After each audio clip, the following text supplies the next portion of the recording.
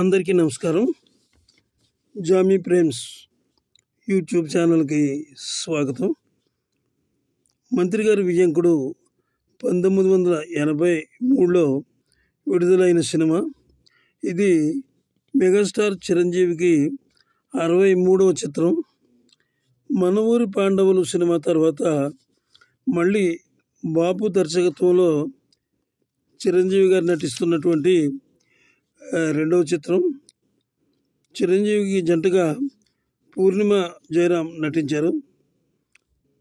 అలాగే ఈ సినిమా అసలు స్టార్టింగ్లోనే ఈ స్క్రిప్ట్ గురించి ఒక డిస్కషన్ జరిగిందనమాట.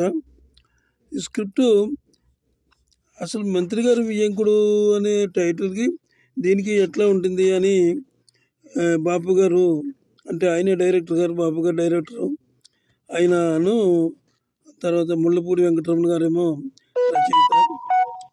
కాబట్టి వాళ్ళిద్దరూ కూడా కూర్చుని ఆలోచించి ఈ కథ ఒక వెరైటీగా ఉంటుంది, దీన్ని చాలా జాగ్రత్తగా హ్యాండిల్ చేయాలి అని వారిద్దరూ అనుకున్నారు. పేరు కూడా మంచి గమ్మత్తుగా పెట్టారు, మంత్రి గారి విజయంకుడు. మంత్రి గారి విజయంకుడు అంటే ఈ టైటిల్ రోల్లో అల్లు రామలింగయ్య గారును తర్వాత నిర్మలమ్మ గారు, వీళ్ళిద్దరిది ఇందులో ప్రధానమైనటువంటి భూమికలు, పాత్రలు. అలాగే ముళ్ళపూడి వెంకటరమణ గారు ఈ సినిమాకి చాలా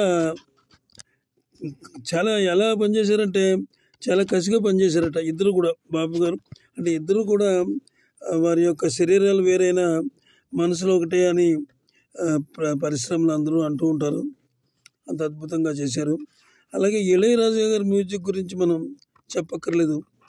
ఆయన అసలు ఏ రాగాన్ని ఎన్నుకున్నా సరే ఆ సబ్జెక్టు అంత అద్భుతంగా ఉంటుంది. అలాగే ఆయన ఇచ్చే ట్యూన్స్, అలాగే ఆ ట్యూన్కి మధ్య వచ్చేటటువంటి కొన్ని బిట్స్ ఉంటాయి, ఆ బిట్స్ చాలా అద్భుతంగా చేశారు.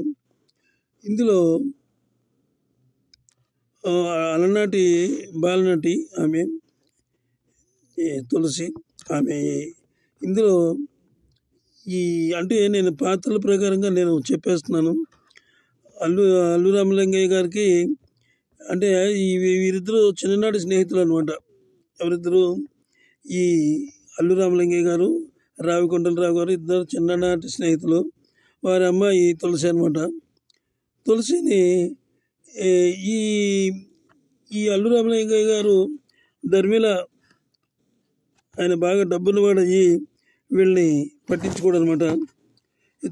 చిత్రకథ విషయానికి వస్తే ఇందులో పాత్రలు పేర్లు కాకుండా ఆర్టిస్టుల పేర్లతోనే నేను చెప్తున్నాను. అల్లు రామలింగయ్య, రావికొండలరావు చిన్ననాటి స్నేహితులు.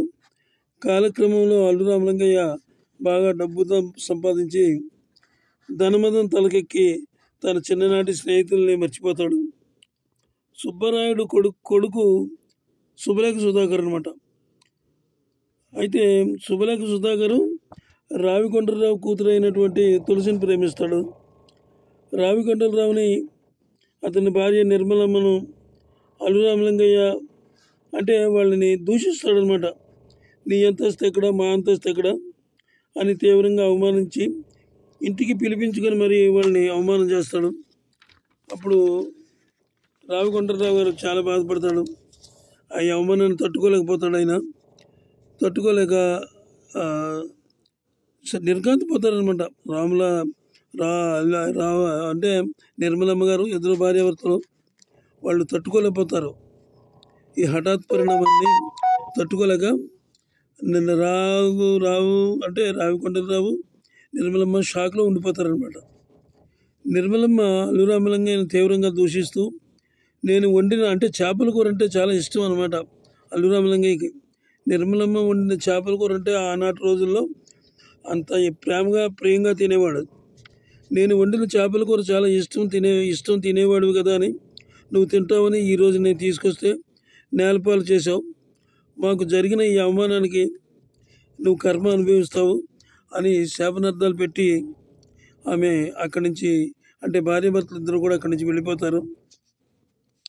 ఈ విషయం తెలిసినటువంటి నిర్మలమ్మ కొడుకు అంటే చిరంజీవి, ఆయన పేరు బాబ్జీ. ఇందులో బాబ్జీ వాళ్ళపై పగ తీర్చుకోవాలని నిర్ణయించుకుంటాడు.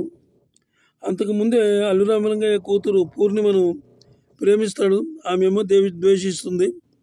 ఆమెను ఎలాగైనా పూర్ణిమను తన దాన్ని చేసుకొని మళ్ళీ అల్లు రామలింగయ్యకి బుద్ధి చెప్పాలి అనే పగంటే పగ కాదు, ఒక పని ప్రతీకారం తీర్చుకోవాలి అని అతను అనుకుంటాడు చిరంజీవి. అనుకున్న తర్వాత చివరికి అంటే ఇక్కడ మంత్రి గారి అల్లుడిని అవ్వాలని, మంత్రి గారి విజయంకుడిని అవ్వాలని అల్లు రామలింగయ్య గారికి గాఢమైన కోరికే. ఎవరో మంత్రి గారు ఉంటే, అంటే ఒక మంత్రి గారి క్యారెక్టర్ ఉంటుందండో ఇందులో. ఆ మంత్రి గారి క్యారెక్టర్ ఎవరంటే మెగాస్టార్ చిరంజీవి గారి నాన్నగారు అనమాట, వెంకట్రావు గారు. ఆ క్యారెక్టర్ ఆయన వేశారు. మంత్రి గారికి విజయంకుడు అయిపోవాలనేటటువంటి ఒక ఆలోచనతో ప్రతి పని చేస్తూ ఉంటాడు అనమాట ఈ అల్లు రామలింగయ్య. ఒక సర్కిల్ ఏమో అల్లుడుగా ఉంటాడు ఆయనకి, ఒక లాయర్ ఏమో ఒక అల్లుడుగా ఉంటాడు, మేనల్లుడే ఏదో అవుతాడు. మొత్తం మీద వీళ్ళందరినీ పెట్టుకుని తాను ఎట్టి పరిస్థితుల్లో మీ విజయంకుడిని అయిపోవాలి మంత్రి గారికి అనుకుంటాడు. ఎలక్షన్లు వస్తాయి. ఎలక్షన్లు వచ్చేటప్పటికి అనూహ్యంగా నిర్మలమ్మని పోటీకి దింపుతారు. పోటీలో నిర్మలమ్మ గెలుస్తుంది. ఆమె అప్పుడు అంటే ఎమ్మెల్యే అవుతుంది ముందు, తర్వాత ఏమో మంత్రి అవుతుంది. మంత్రి అయిన తర్వాత అంతా సుఖాంతం అవుతుంది. అల్లు రామలింగయ్య వస్తాడు, క్షమించమంటాడు. అందరూ కూడా సుఖాంతంగా చివరిలో అందరూ కూడా కలుసుకుంటారు. అయితే సినిమాని నడిపించిన తీరు, స్క్రిప్ట్ విధానం, డైరెక్షన్ వాల్యూస్ ఇందులో చాలా ఉన్నాయి. చూడండి తప్పకుండా. అందరికీ నమస్కారం. సెలవు.